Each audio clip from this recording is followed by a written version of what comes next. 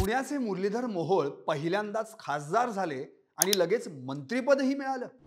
यामागे भाजपची दोन समीकरणं आहेत, ज्याचा फायदा मोहोळ यांना झालाय। नेमकी काय आहेत ही समीकरणं समजावून घेऊया। नमस्कार, मी संदीप चव्हाण आणि आपण पाहताय सरकारनामा। पुण्यातून पहिल्यांदाच खासदार झालेल्या मुरलीधर मोहोळ यांनी रविवारी केंद्रीय राज्यमंत्री पदाची शपथ घेतली। त्यांनी भाजपचा सर्वसामान्य कार्यकर्ता, नगरसेवक म्हणून लोकांच्या समस्या सोडवण्यावर भर दिला। त्यातूनच त्यांना पक्षानं महापौर पदाची संधी दिली।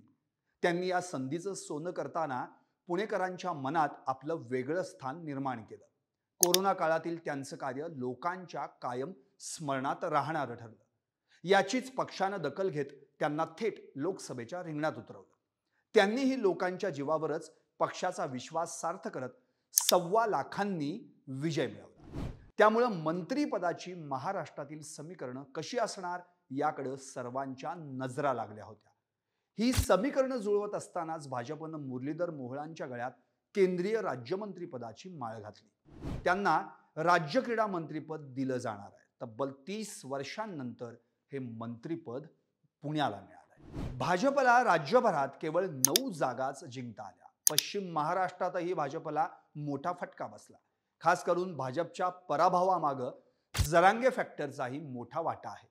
विधानसभेला देखील मराठा समाजाचा मोठा धोका सहन करावा लागू शकतो। त्यामुळे मराठा समाजाला संधी देणं ही भूमिका समोर ठेवून भाजपनं पहिल्यांदाच खासदार झालेल्या मुरलीधर मोहोळांना मंत्री केलं। दुसरीकडे पश्चिम महाराष्ट्रात भाजप वाढवणं हे पक्षासमोर मोठं आव्हान आहे। लोकसभा निवडणुकीत पश्चिम महाराष्ट्रात महाविकास आघाडीची चांगली कामगिरी झाली। हीच समीकरणं डोळ्यांसमोर ठेवत भाजपनं मोहोळांवर विश्वास दाखवला।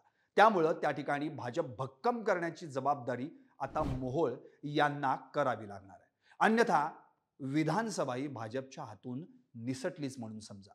याबाबत तुम्हाला काय वाटतंय हे आम्हाला कमेंट करून सांगा आणि सरकारनामाला सबस्क्राइब करायला विसरू नका।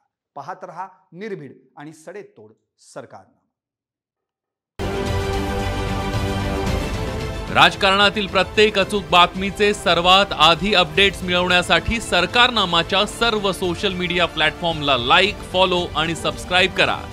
तसंच सर्व नोटिफिकेशनसाठी बेल आयकॉन प्रेस करायला विसरू नका।